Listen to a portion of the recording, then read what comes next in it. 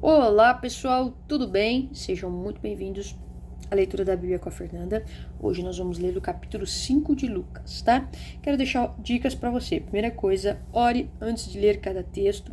Se você puder fazer a leitura antes, melhor ainda. E aí a gente vem para cá e apenas compartilha um pouco mais daquilo que está sendo lido, tá bom? Mas se você quiser apenas acompanhar a leitura comigo, também é válido, tá? Mas quero deixar essa dica muito importante. Leia a Bíblia e busque conhecer ao Senhor. E deixe que Ele revele quais são as veredas, quais são os caminhos que você tem andado e qual é o caminho que você precisa andar, que é Jesus. Bora lá? Então vamos lá. Capítulo 5 de Lucas. Começa com o título Os Primeiros Discípulos.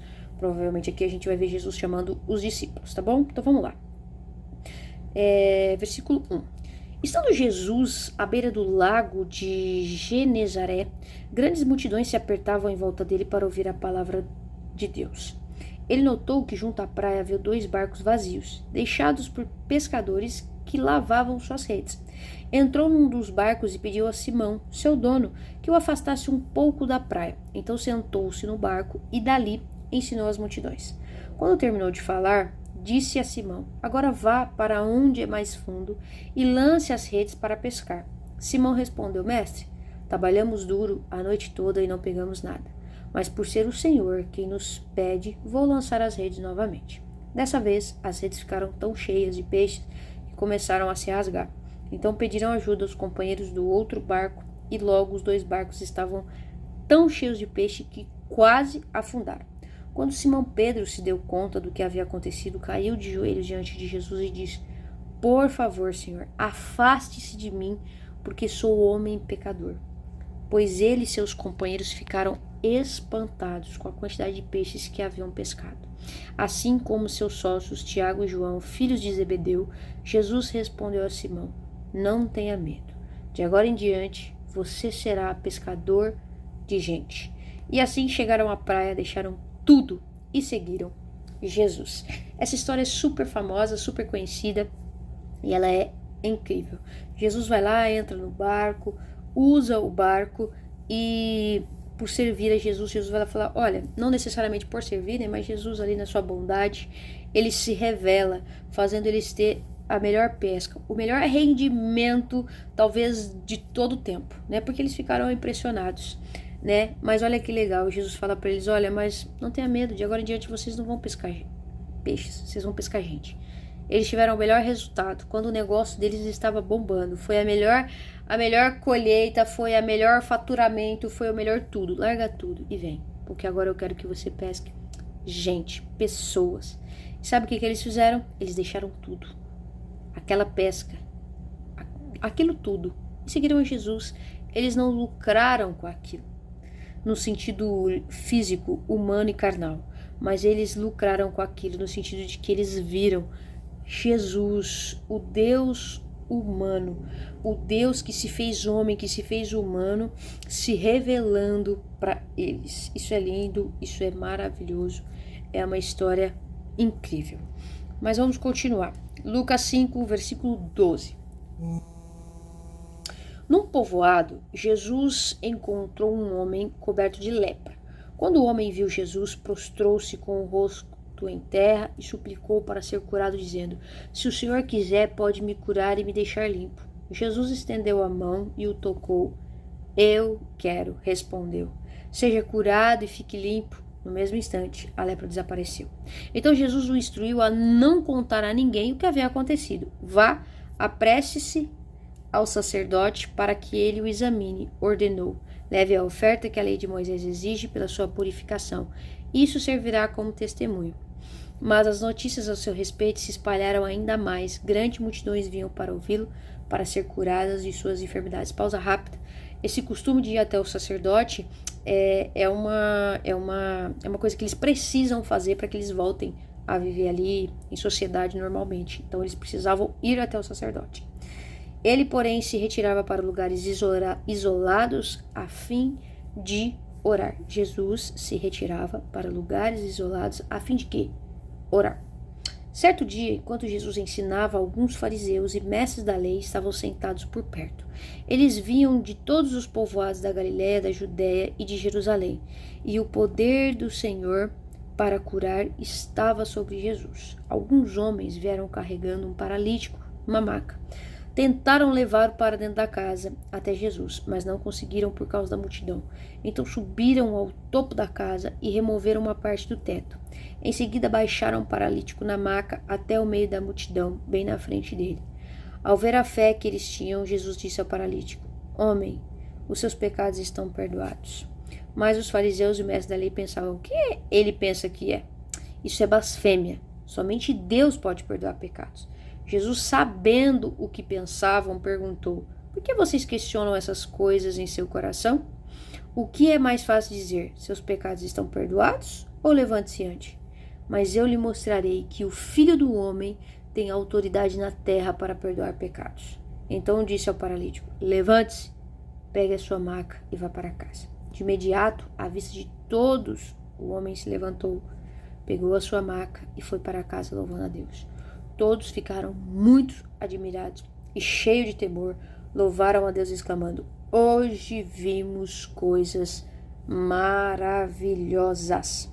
Depois disso, Jesus saiu da cidade e viu um cobrador de impostos chamado Levi sentado no local onde se coletavam impostos.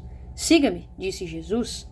E Levi se levantou, deixou tudo e o seguiu. Mais tarde, Levi ofereceu um banquete em sua casa em honra de Jesus.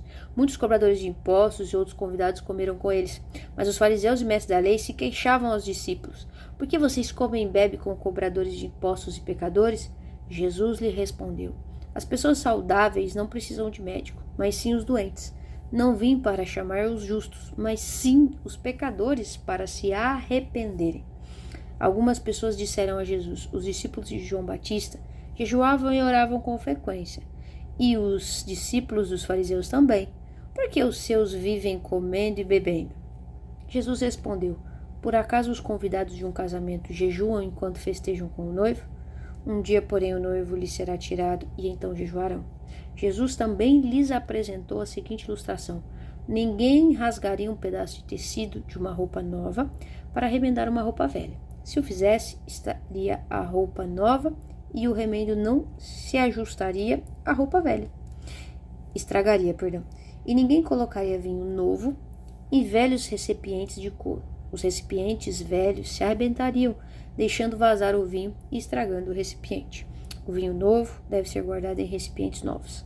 E ninguém que bebe vinho velho escolhe beber o vinho novo, pois diz: o vinho velho é melhor.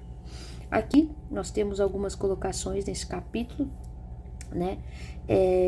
onde nós já comentamos sobre as curas, enfim. Tem a história do paralítico, onde a Bíblia não relata que é amigos que levam ele, mas que homens, vêm carregando ele e tentam levá-lo até Jesus. E toda a situação ali, Jesus entende o que os fariseus estão pensando, responde a eles, com algumas colocações muito importantes, e ele fala algo que é muito importante para nós, mas é muito legal ver que quando nós vemos aquilo que Deus faz, nós podemos adorá-lo e dizer: hoje vimos coisas maravilhosas. Eu acredito que nesse dia de hoje você tenha visto coisas maravilhosas, e eu quero deixar a dica para você de louvar a Deus. Jesus chama um cobrador de impostos, e Jesus não tem problema em chamar para segui-los pessoas que são pecadores. E aí ele declara isso: eu não vim chamar os justos. E é por isso que ele nos chamou. Eu não vim chamar os justos. Eu não vim chamar aqueles que estão saudáveis. Eu vim chamar os que estão doentes. Eu vim chamar aqueles que são pecadores para se arrependerem. Algo muito importante que a gente precisa entender. Faz parte da nossa identidade em Deus. Entender que nós somos necessitados de Jesus. Jesus não é um elemento verdadeiro que a gente acrescenta na nossa vida. Jesus é uma necessidade. Nós somos doentes. Nós precisamos do médico. Nós somos pecadores. Nós não somos justos. Nós precisamos nos arrepender. Nós precisamos entender isso na profundidade que isso significa. Se nós não entendermos que nós precisamos de Jesus, nós vamos ter Ele como um elemento na nossa vida. Jesus é uma necessidade. Não há escolha. Você não escolhe se quer ou não beber água. Você precisa. E nós estamos escolhendo Jesus, porque alguém disse que era possível fazer essa escolha. Jesus não é uma escolha, Jesus é uma necessidade. Quem decide colocar Jesus como uma escolha, já escolheu não tê-lo, porque não entendeu que ele é uma necessidade. Então eu gostaria de te convidar a refletir sobre isso. Jesus não é a melhor escolha da sua vida. Jesus é o entendimento de que você precisa dele. Nós precisamos de Jesus. Nós precisamos de Jesus. Nós precisamos de Jesus. Você está doente, você fez um corte, quebrou o braço. Você precisa de uma cirurgia. Senão você vai morrer. Não, eu escolhi a cirurgia. Cara, diante disso, é uma escolha? Você chama isso de escolha? Né? Ó, seu coração tá parando. Você tá morto. Para que você tenha vida, vão ter que te ressuscitar. Você não escolhe se quer ser ressuscitado ou não. Jesus é uma necessidade. Os exemplos são péssimos, mas eu acredito que você tenha entendido, tá? E aí, ele continua sendo questionado, e aí ele vai trazer toda essa questão do noivo, né? E ele vai trazer a questão da ilustração, né? De pegar a roupa velha, a roupa nova, melhor, rasgar a roupa nova para remendar a velha. Vai estragar tudo e não vai resolver, né? O vinho novo no odre velho não coloca, porque você vai perder o vinho e o odre, né? Então a gente tem que entender isso. E ele traz uma aplicação que é verdadeira. O vinho velho é melhor. Eu não bebo vinho, mas a gente vê que quanto mais antigo o vinho, melhor ele é. Então isso é algo que se perpetua e provavelmente talvez tenha até um significado um pouco mais profundo que a gente vai precisar refletir sobre isso, tá bom?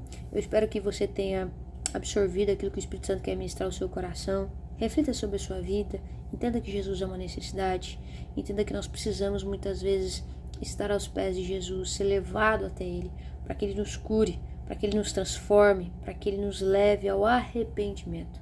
Você não é bom, você não é saudável, você não é justo, você precisa de Jesus. E que você entenda isso. Ele veio para te salvar, sendo o Senhor da sua vida. E nós precisamos reconhecer isso, nós precisamos viver isso. Deus te abençoe, eu te vejo no próximo capítulo.